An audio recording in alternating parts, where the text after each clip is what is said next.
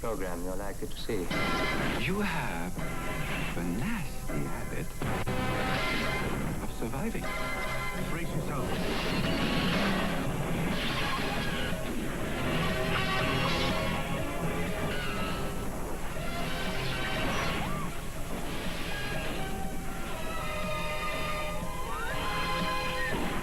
I don't think anyone will disagree that the James Bond thing has been and gone.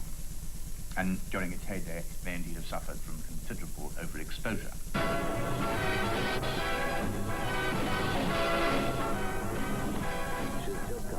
I think he's attempting re-entry, sir. The gusty theft, the crude sadism, the very second-rate snobbery. It's not even the snobbery of a proper snob. It's the snobbery of an expense account man. Martini. Dry martini, lemon peel, shaken. Shaken. Shaken. Shaken. But Not stirred. Oh, that's stirred, not shaken. That was right.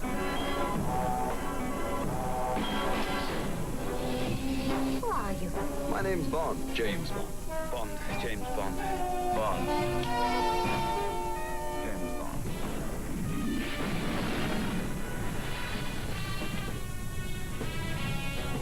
Bond, James Bond, es el héroe más longevo del cine.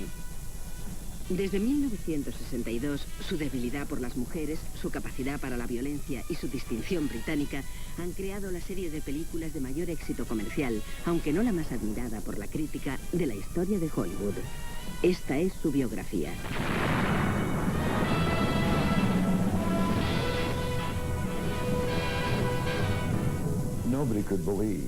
Cuando hice la primera película en 1962, que era 007 contra el Dr. No, nadie creía que pudiesen seguir rodándose películas así hasta finales del siglo. Y seguramente seguirán. Creo que esta hace la número 20. Depende de cómo se haga la cuenta. Si a las 18 películas oficiales se añade la película rival de Connery, nunca digas nunca jamás, entonces la 20ª película de Bond es realmente el estreno de finales del 99. El mundo nunca es suficiente.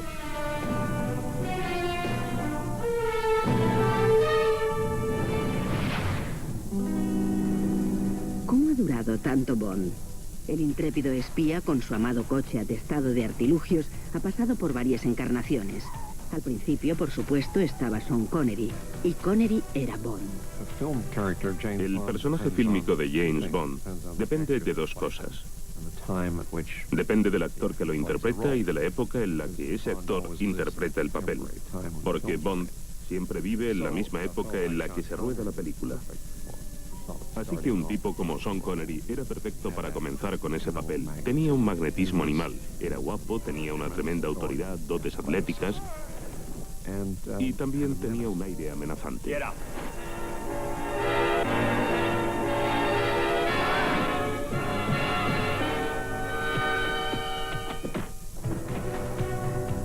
Con los años 70 surgió un Bond más pulcro y moderno. Durante 7 películas que en total recaudaron más de $1.000 millones, James Bond fue encarnado por Roger Moore. Lo único que me ponía nervioso era decir, me llamo Bond, James Bond, porque creía que me saldría... Ya sabe, con la influencia de Sony.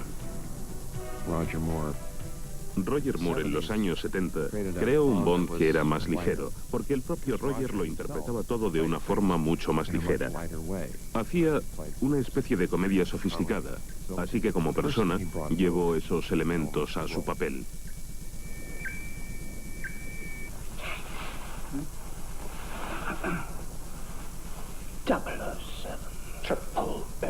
Bond, what do you think you're doing? Keeping the British hand up, sir.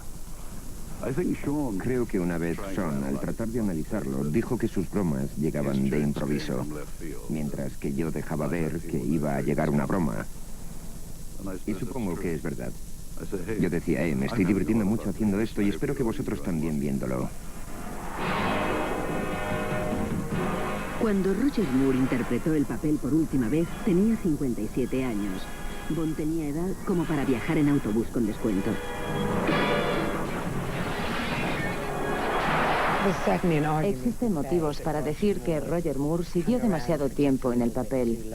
No es solo cuestión de edad, aunque pienso que empezaba a ser poco creíble como ese héroe de acción e imán para las mujeres, sino también porque creo que el público estaba algo cansado de él. 7 películas son muchas películas para ver al mismo personaje. Connery y Moore protagonizaron 2/3 partes de todas las películas de Bond hasta la fecha, pero desde luego ha habido otros. En 1969, solo en una película, el modelo australiano George Lazenby. Creo que George hizo un trabajo razonable. No tenía formación de actor, y supongo que en parte ese era el problema. Pero creo que la película se mantiene muy bien, y creo que nos hizo una película muy buena, pero su personalidad no estaba preparada para ser una estrella. Occasionally, I seem to be accident prone. I'll take that if you don't mind. You're very sure of yourself, aren't you? Suppose I were to kill you for a thrill. I can think of something more sociable to do. La película de Lazenby fracasó en taquilla. Solo recaudó $80 millones, con un presupuesto de 7 millones. Eso era menos de la mitad del promedio de Roger Moore. ¿Le despidieron? Without any doubt, I should have done another one. Sin duda alguna, debería haber hecho otra película, solo para despejar las sospechas de que me despidieron. Algunas personas dicen que me despidieron, pero todo el mundo que me conoce y ha tratado conmigo sabe que fui yo quien lo dejó, lo cual, volviendo la vista atrás, no fue una decisión muy inteligente dentro de mi carrera.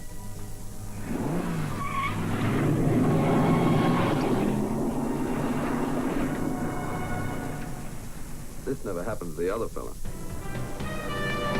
A mediados de los 80 continuó el personaje y los accesorios de Bond, pero con la aparición del cuarto James Bond. De la misma manera que habían ofrecido el papel a Roger Moore durante la era de Sean Connery y tuvo que rechazarlo durante unos años, también este actor fue abordado ya en 1969. Por entonces creyó que era demasiado joven. A los 40 años, Timothy Dalton añadió profundidad a Bond. Creo que a finales de los 80 la gente pensaba, bueno, Bond se ha vuelto demasiado cómico. Querían algo más serio y más realista. Y así fue como Tim abordó el papel. Quería darle variedad. Quería captar esa sensación ocasional de vulnerabilidad y la sensación de que podías llegar a su interior. Pero también que había algo ahí que uno quería percibir, algo que un hombre de esa clase debía de tener. In my business, you prepare for the unexpected. And what business is that? I help people with problems. Problem solver. I'm more of a problem eliminator. Timothy's greatest La strength fuerza de Timothy residía en que su rostro tenía cierto tipo de violencia. Si uno miraba ese rostro, no podía estar seguro de lo que ese tipo era capaz de hacer. Do your friends want something? Let me get it. He's had enough. Y después de 2 intentos, también Dalton tuvo suficiente. En los 90, el asiento del conductor fue ocupado por Pierce Brosnan. Le habían ofrecido el papel antes que a Dalton, pero estaba ligado por contrato a otro proyecto. Ahora no había obstáculos. Con Pierce hemos encontrado una situación interesante.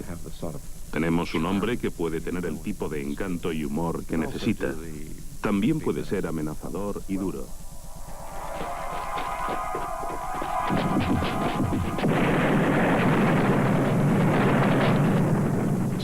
Así que es una especie de híbrido entre Roger Moore y Sean Connery. Siempre habrá alguien que diga, no, no es Connery, no es así. No es Roger Moore. Ni tampoco es George Lazenby, ni Timothy Dalton. Todo el mundo tiene a su favorito. Yo vivo con él y viajo con él.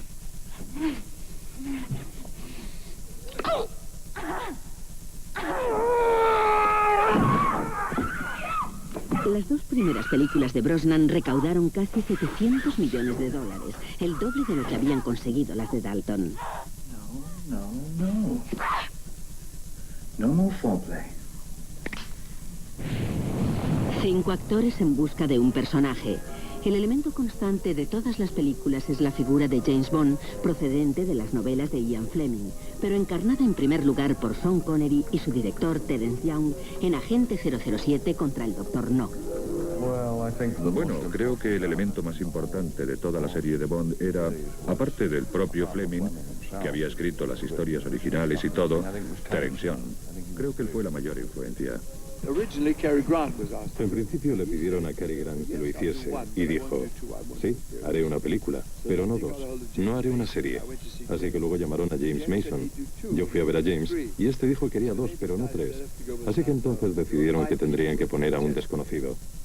Probaron a 5 personas y Sean hizo con mucha diferencia la mejor prueba. Han hablado mucho del hecho de que antes fuera pulidor de ataúdes o que hubiese conducido un carrito de la leche, que había estado en el coro en South Pacific. Pero nada de eso importaba. Sean ya era un buen actor y tenía un físico estupendo y una presencia tremenda. Lo único que yo tenía que hacer era conseguir que pareciera más James Bond. Really? He must have followed us.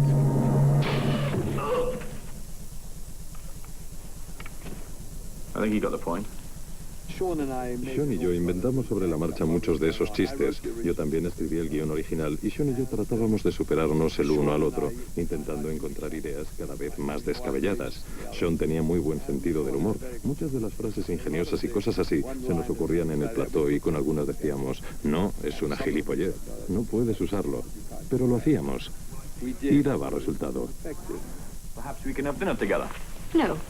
My dear uncooperative Domino. How do you know that? How do you know my friends call me Domino? It's on the bracelet on your ankle. So, what sharp little eyes you've got. Wait till you get to my teeth.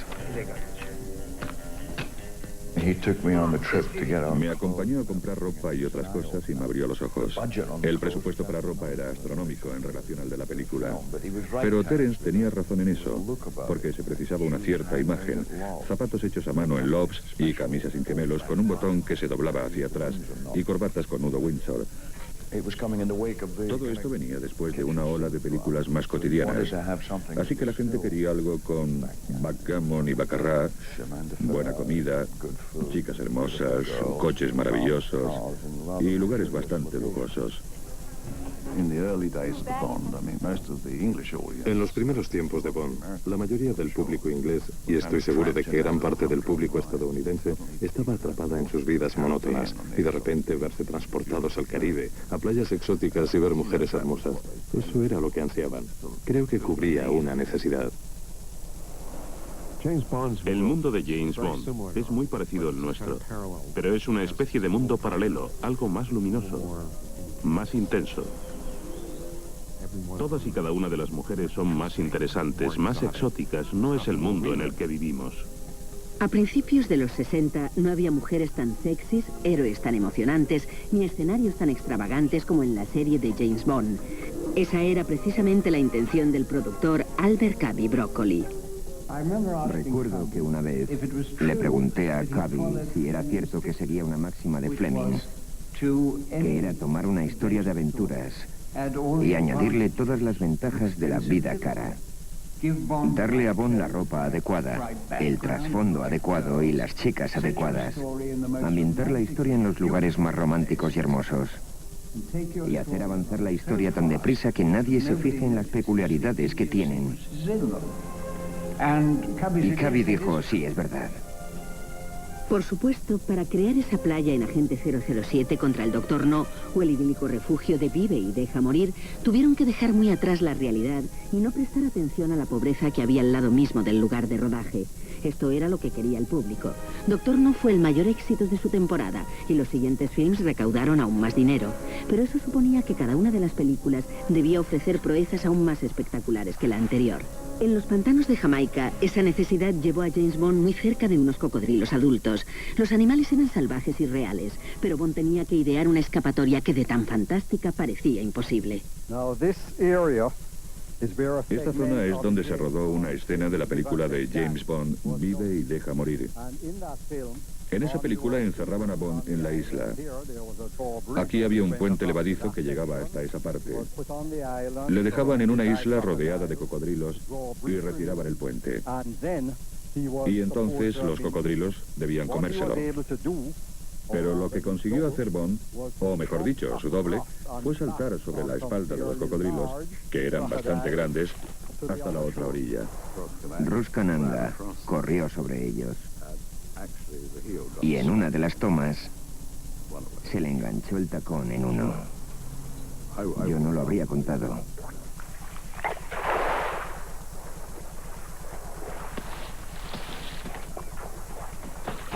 Desde luego, en la película acabada, Bond consigue una huida ejecutada a la perfección.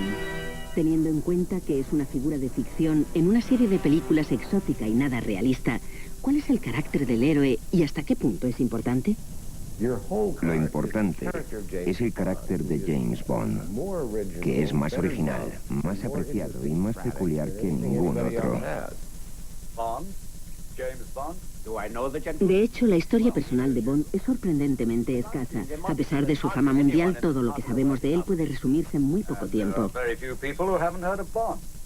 British Secret Service 007 licensed to kill. He's good, even by my standards. Su madre era suiza y su padre inglés. Ambos murieron en una avalancha cuando él tenía 11 años y fue a Eton y le expulsaron. Luego fue a la antigua escuela de su padre y más tarde ingresó en el ejército.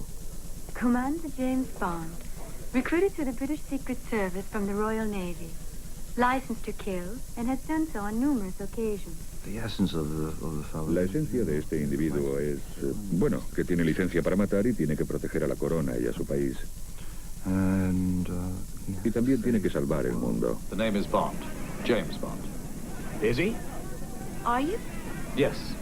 He was a ruthless bastard. Era un canalla sin escrúpulos en muchos aspectos, o un canalla simpático en algunos aspectos. Era uno de esos tipos que quieres tener de tu parte, pero que no te gustaría tener cerca. No le dejarías en compañía de tu novia. Ya entienden a qué me refiero.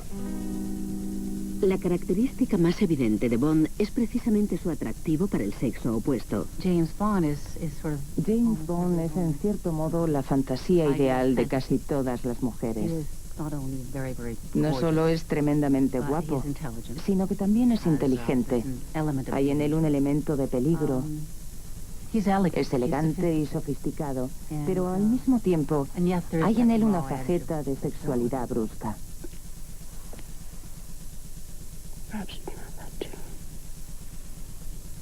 Así que resulta muy atractivo para las mujeres y no solo para ellas. También creo que los hombres fantasean con la idea de ser ellos James Bond. He conocido muchos hombres que, independientemente de su procedencia, siguen teniendo una fantasía de ser James Bond.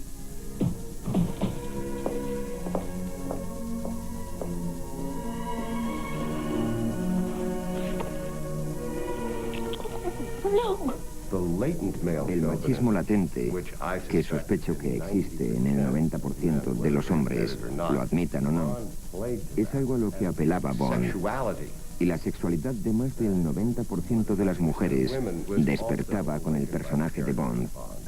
Así que se dirigía a los instintos primarios de ambos sexos.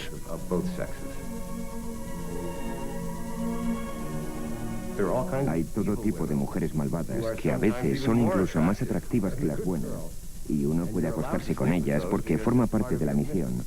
Y uno siempre está intentando engañarlas con algún fin, pero mientras te acuestas con ella, ella trata de matarte y son relaciones divertidas.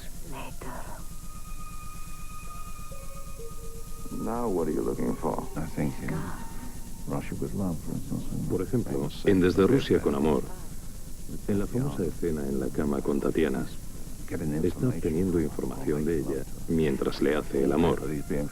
Y al mismo tiempo los rusos le están fotografiando a sus espaldas. Pero creo que él casi lo sabe ya. La frase que me viene a la mente es: las cosas que hago por Inglaterra. Prácticamente se prostituye por su trabajo.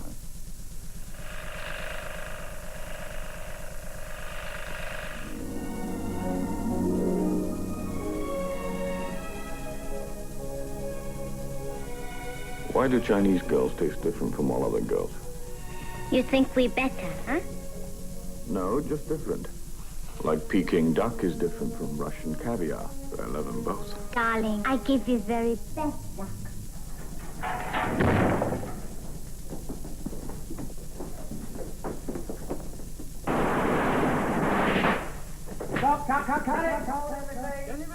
Los productores convirtieron a las mujeres en una debilidad que podía ser casi mortal para Bond, pero en general las mujeres existían para que él las usase y tirase con una facilidad inverosímil.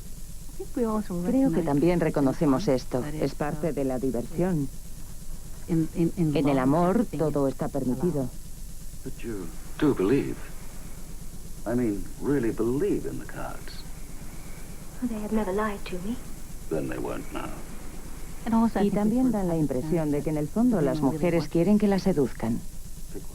Aún así, Bond es muy capaz de embaucar a una chica cuyos poderes paranormales dependen de su virginidad.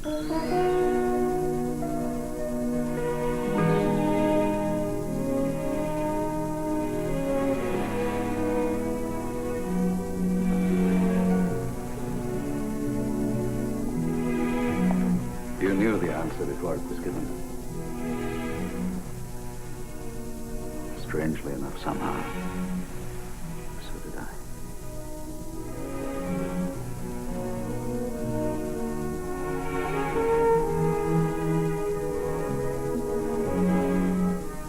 Me parece que engañar a Solitaire formaba parte de la diversión de ser Bond. Por eso la engañó con las cartas del tarot. Si recuerdo bien, todas eran la misma carta.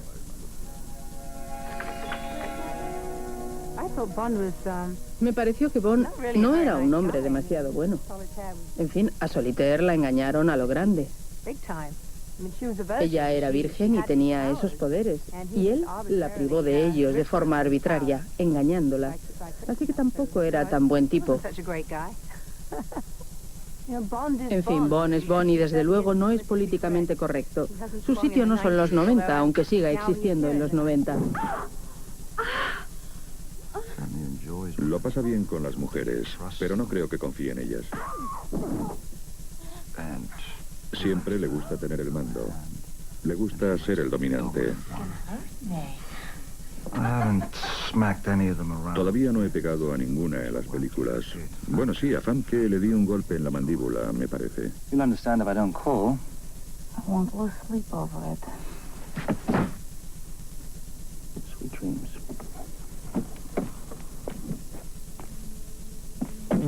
Existe evidentemente una dificultad con el personaje de Bond a medida que la sociedad evoluciona. Poco a poco Bond tiene que mantenerse al paso del resto del mundo. Las películas más recientes han reconocido directamente el sexismo intrínseco de Bond. Good. Because I think you're a sexist, misogynist dinosaur. A relic of the Cold War. Whose boyish charms, though wasted on me, obviously appeal to that young woman I sent out to evaluate you. James? Let's look on the way for Where are you? Oh, Moneypenny.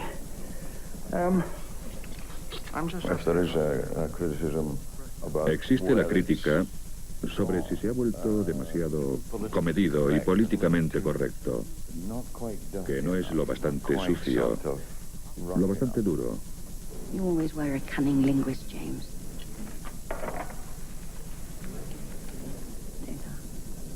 Don't tell. El sexismo es mucho más eficaz cuando es solapado, y en las películas de Bond lo abordan con tanta franqueza que es una parte inherente al personaje de 007. Los 60 y los 70 son muy distintos de los 90. Me horrorizan algunas de las cosas que hicimos cuando echo la vista atrás. You just found her. A woman. Hi, I'm Plenty. But of course you are. Plenty O'Toole. Named after your father, perhaps? I tend to notice little things like that, whether a girl is a blonde or brunette. And which do you prefer? Oh, providing the collars and cuffs match. My name is Pussy Galore. I must be dreaming.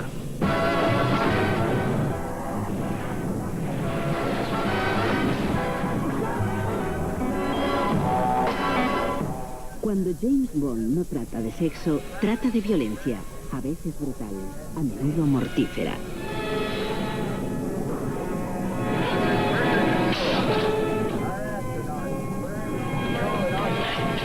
No es uno de esos héroes de las películas del oeste. Parece alguien que dispararía a otro por la espalda. Es verdad. Eso es antibritánico, sí, cierto. Pero también antiamericano. En esas películas del oeste no disparan hasta que el otro desenfunda la pistola. Bond no actúa así. Lo más normal es que le mate enseguida porque tiene que seguir trabajando. Tiene que trabajar para el gobierno. Pyramids!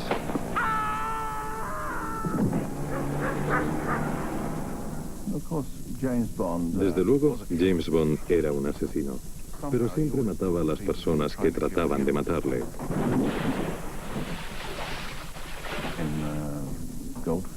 En James Bond contra Goldfinger, creo que era donde tiraba una estufa eléctrica a la bañera y electrocutaba al hombre que quería asesinarle y decía, chocante.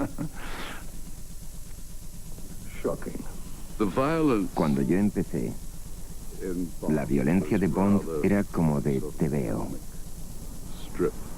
Hacia el final, creo que se hizo demasiado violento.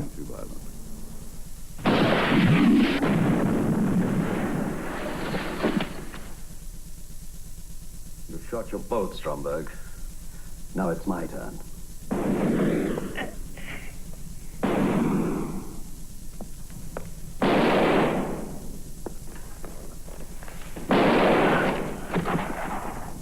Bueno, yo siempre he odiado las armas de fuego.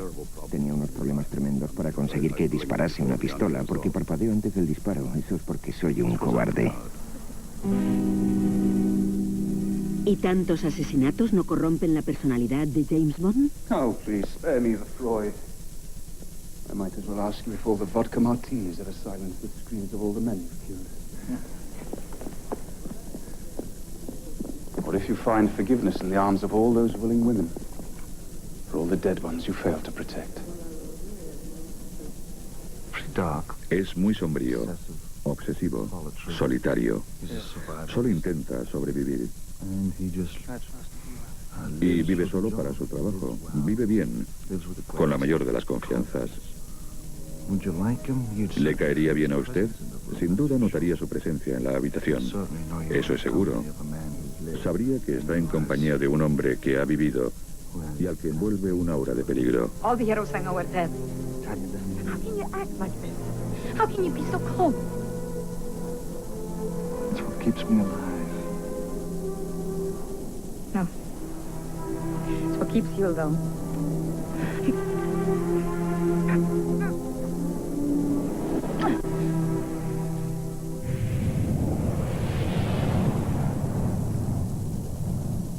Sexista, asesino, solitario. Estos son los tres principales rasgos de James Bond. Y también le definen en las novelas de su creador, Ian Fleming, cuyas obras constituyen la base de las películas. Al escribir los guiones, siempre volvemos a las novelas, porque ahí es donde está la piedra angular del personaje. Allí se encuentran elementos y acontecimientos donde el personaje se ha visto en situaciones interesantes y se puede ver cómo reacciona. Es una especie de archivo del personaje de Bond. Ian Fleming llegó a expresar su opinión sobre los actores elegidos para los papeles principales. Cuando contrataron a Son, creo que Fleming le llamó un gran camionero que ronca. No le agradó, pero luego le cogió aprecio al ver que las películas tenían éxito y Son era estupendo. It's the Dom Perignon 55. It would be a pity to break it. I prefer the 53 myself. ¿Y quién fue el candidato a interpretar el primero de los malvados? Yeah, but Mr. Bond, you disappoint me. Ni más ni menos que Noel Coward.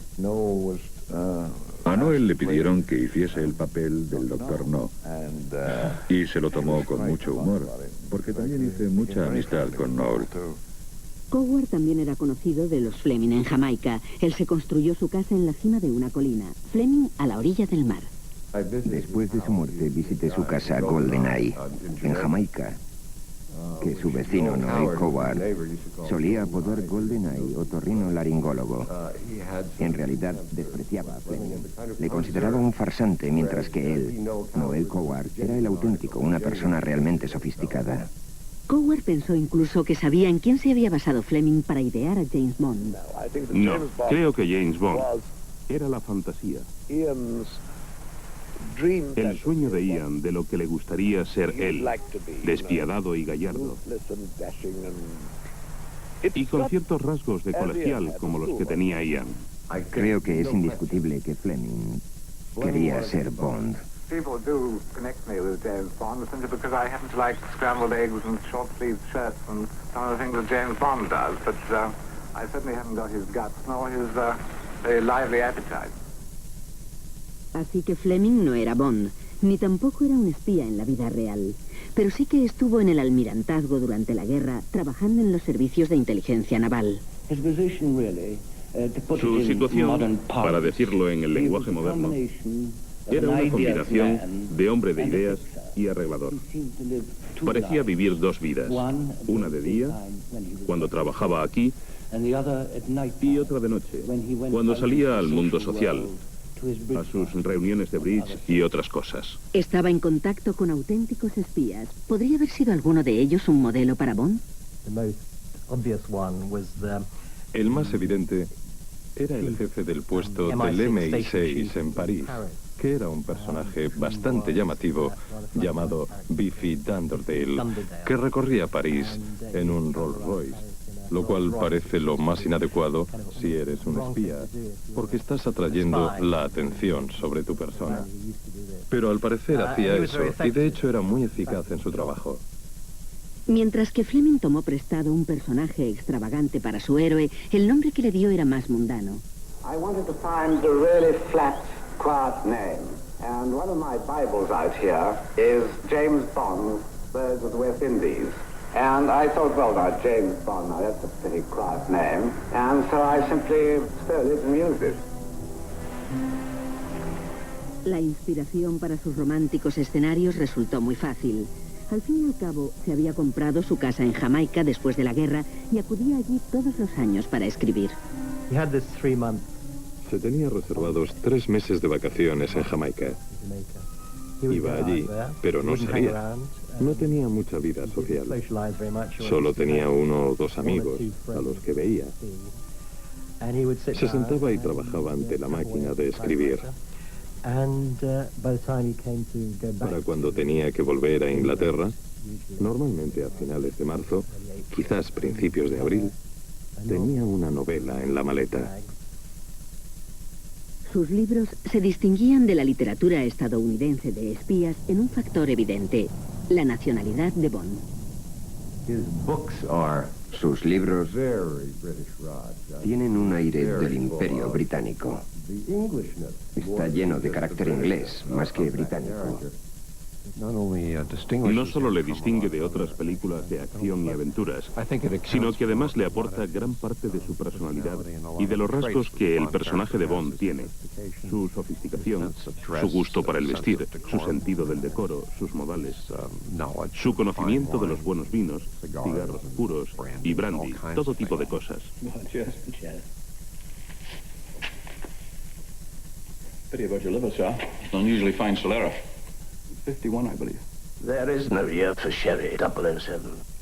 I was referring to the original vintage on which the sherry is based, sir. 1851. Unmistakable. Precisely. Creo que con el personaje de Bond puede ser la ocasión de la era moderna en la que las palabras británico y distinción han estado más unidas. Creo que ahora mismo ser inglés es algo muy popular. No hay más que mirar a Austin Powers. Parece que todo lo inglés está muy de moda. Y Bond siempre ha simbolizado no solo al inglés elegante, sino al inglés cosmopolita. El hombre que encaja en todas partes. Un hombre que tiene cierto aire y cierta clase. Y que puede entrar y salir de cualquier situación con su labia.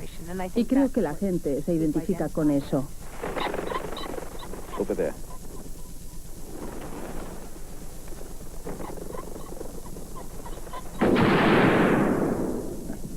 You missed Mr. Bond. Did I? As you said, such good sport.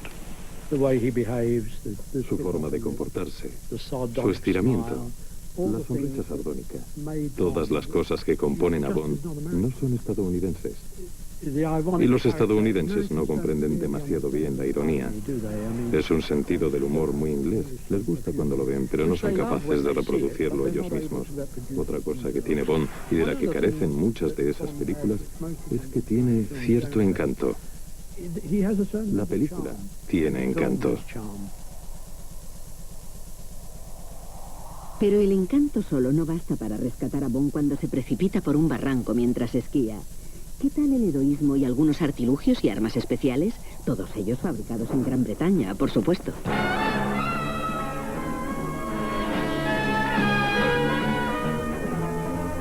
Good evening, Mr. Bond. Good evening, Mr. Bond. Bonjour, Monsieur Bond. Goodbye, Mr. Bond.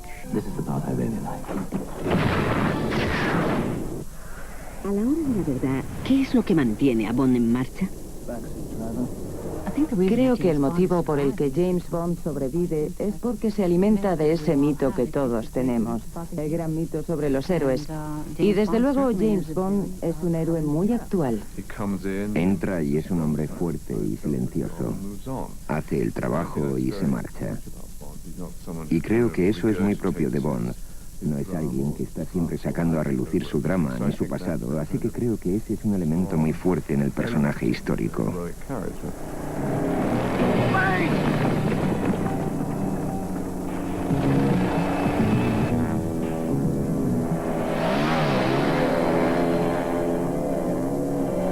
Ninguno de los demás atributos de Bond tendrían sentido si no fuese un héroe que pudiese realizar proezas extraordinarias.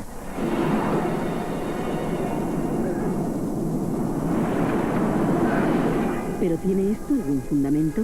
Existe la teoría psicológica de los arquetipos, figuras simbólicas y poderosas que nos conmueven a todos. Figuras como el forastero, una persona desconocida, venida de fuera y quizás amenazadora, que llega, arregla los problemas y se marcha. No me cabe la menor duda de que Bond representa un arquetipo y el forastero es probablemente el más correcto. No nos interesa saber de dónde viene, ni quiénes son sus padres, ni lo que toma para desayunar, ni ninguno de sus detalles personales. Eso es lo que le hace tan emocionante, porque hace que a uno le sea más fácil proyectar su propio yo, su propio ser, de forma temporal en el personaje. Lo más maravilloso es creer en un hombre que es infalible y le sigues el juego. Pero no es un superhombre, así que le sigues el juego y te crees lo que hace solo porque quieres ver a James Bond. Esa es la esencia de Bond, salvar situaciones de formas inesperadas.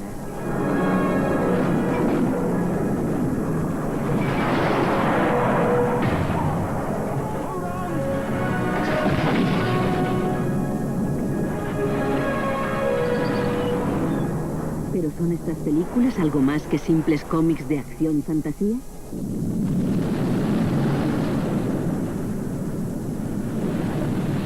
Ian Fleming las denominaba cuentos de hadas para adultos.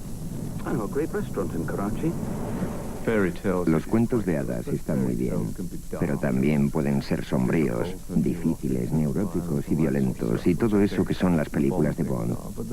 Pero hay un nivel de escapismo en Bond que me parece fuera de este mundo, divertido, y al cual no queremos renunciar. Donde mejor queda demostrado ese sentido de la diversión es en la relación de Bond con el maestro de los artilugios, Q. Morning, Q. Sorry about the leg. Skiing? Hunting. It's tested for 100. Now, 007, do please try and return... Do please try and return some of this equipment in pristine order. Don't touch that! It's my lunch. Creo que con el tiempo, Q le ha tomado afecto a Bond, porque en Licencia para Matar fue ayudarle aunque no debía hacerlo. Everything for a man on holiday. Explosive alarm clock, guaranteed never to wake up anybody who uses it. Dentonite toothpaste. Bond no devuelve el equipo, siempre lo destroza todo. Los gadgets eran muy importantes, como el coche Aston Martin que soltaba tinta para atrás o barro o lo que fuera, y la plancha de blindaje que se eleva, las matrículas giratorias y todo eso. Es fantástico, y el asiento expulsor. Creo que Goldfinger era una de las mejores películas de Bond. Lo tenía todo. Pero algunos de los artilugios pueden llegar demasiado lejos. Cuando uno se mete en todo eso de los artilugios, a mí me parece empezar a hacer videojuegos. No hay ningún realismo. Yo me digo, ¿para qué se está tirando por la ventana tanto dinero? No tiene ningún sentido. Creo que hubo un periodo en el que creyeron que tenían que competir con el nuevo tipo de películas de acción y aventuras que estaba muy centrado en los efectos especiales, porque acababan de descubrir lo que podían hacer con los efectos especiales durante ese periodo. Así que todo el mundo lo utilizaba al máximo y creo que perdieron el sentido de aquello en lo que consiste Bond. Y Moonraker, bueno, es un caso clarísimo, es ridículo. James Bond en la luna es la idea más ridícula posible.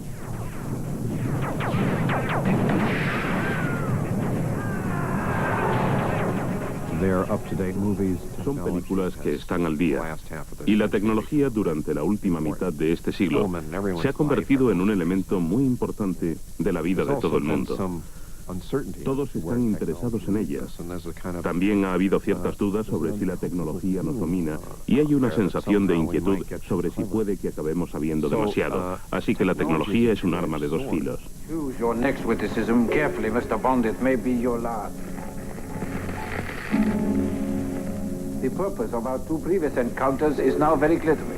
I do not intend to be distracted by another. Good night, Mr. Bond. Do you expect me to talk? No, Mr. Bond, I expect you to die. Muy a menudo la tecnología es empleada de forma negativa por los malos, o a Bond le falla su tecnología, así que uno vuelve al clásico problema del hombre contra la máquina. Esos elementos ocupan un lugar muy destacado en las películas.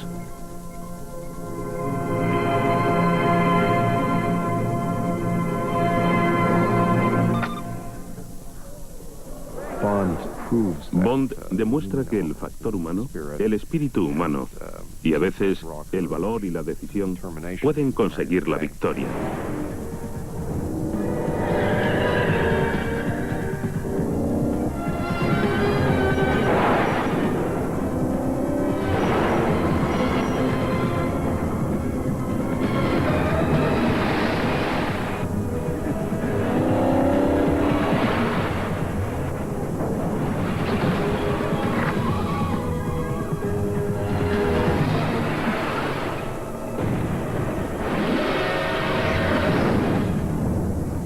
Every vehicle you get into.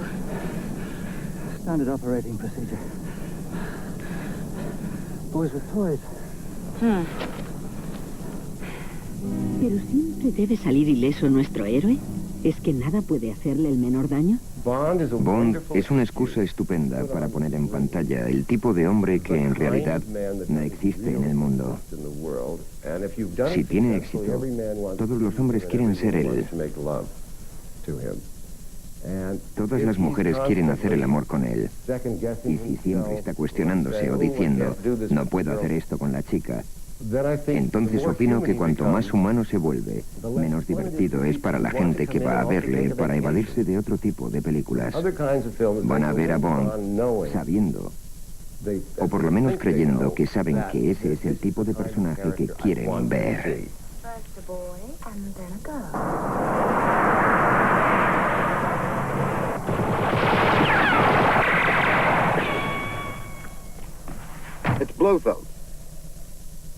El Bond más polémico de todos los tiempos se apartó de las expectativas.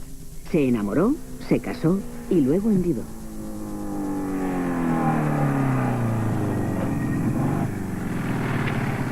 Incluso los actores quedaron avergonzados por la nueva cara emotiva de Bond.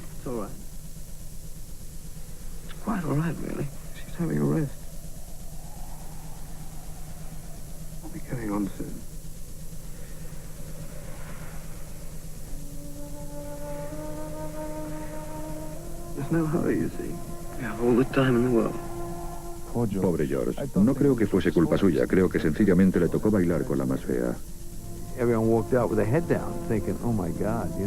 Todo el mundo salía con la cabeza gacha pensando, Dios mío, ha perdido a su mujer, está llorando, ha perdido el juicio, se ha ido en el coche sin rumbo fijo. Tampoco era una buena película con la que empezar, me parece a mí. Para mí, Bond es un personaje unidimensional. Y siempre que han tratado de convertirle en una figura tridimensional, un ser humano con sentimientos y deseos, no funciona. Es una caricatura, un héroe de acción en el mejor sentido de la palabra. Creo que el problema con George Lazenby y también con Timothy Dalton es que los dos se lo tomaron muy en serio como un papel dramático, y no lo es.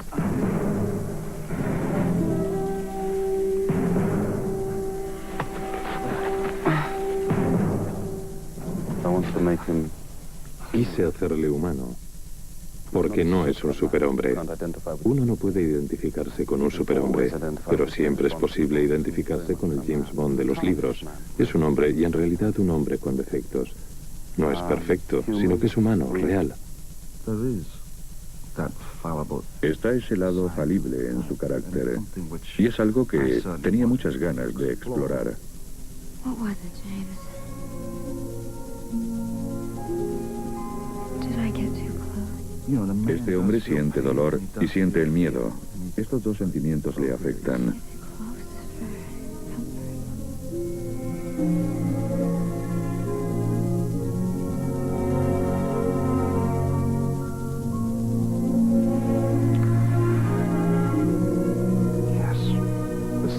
Hay algo muy sensible en la forma que tiene Pierce de interpretar a Bond, en comparación con la versión más viril de Sean, o la ligereza descuidada de Roger. La humanidad de Bond queda resaltada en la última película El mundo nunca es suficiente. Past the terrorists in Iraq, Iran and Syria. Up here, the Russians have 3 competing pipelines, and they'll do anything to stop me. My father was murdered.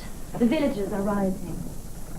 And you, Mr. Bond, have come all this way to tell me that I might be in danger. La relación entre Pierce y Sophie Marceau es central para la historia, así que las mujeres no son un elemento decorativo, sino que hacen avanzar la historia. Father's pen. No, a duplicate. With a transmitter inside that set off the bomb. My family has relied on MI6 twice, Miss. I won't make that mistake a third time. Es una oportunidad estupenda de, en cierto modo, reescribir las leyendas de Bond y las mujeres para hacer a las mujeres interesantes y dramáticas. ¿Una mujer como coprotagonista del héroe? ¿Qué será lo siguiente? ¿Perdurará esa idea del héroe sensible? ¿Y seguirá Brosnan siendo Bond? Pierce tiene ya 40 y muchos años. Creo que hará otra película con lo que llegará a los 50. Y entonces creo que tendrá que reflexionar mucho sobre si quiere seguir con ello. Ha hecho mucho por el personaje, le ha dado la vuelta y le ha aportado todo tipo de elementos. En cierto sentido, ha sacado lo mejor de los otros Bonds, pero nos ha llevado a los años 90. Pierce parece estar muy contento. El público le adora, y también los fans de Bond, e incluso los que no lo son. Está haciendo un trabajo estupendo. Así que, sin lugar a dudas, haremos más películas con él. Pero lo que hará y lo que le sucederá a Bond después de Pierce queda aún demasiado lejos.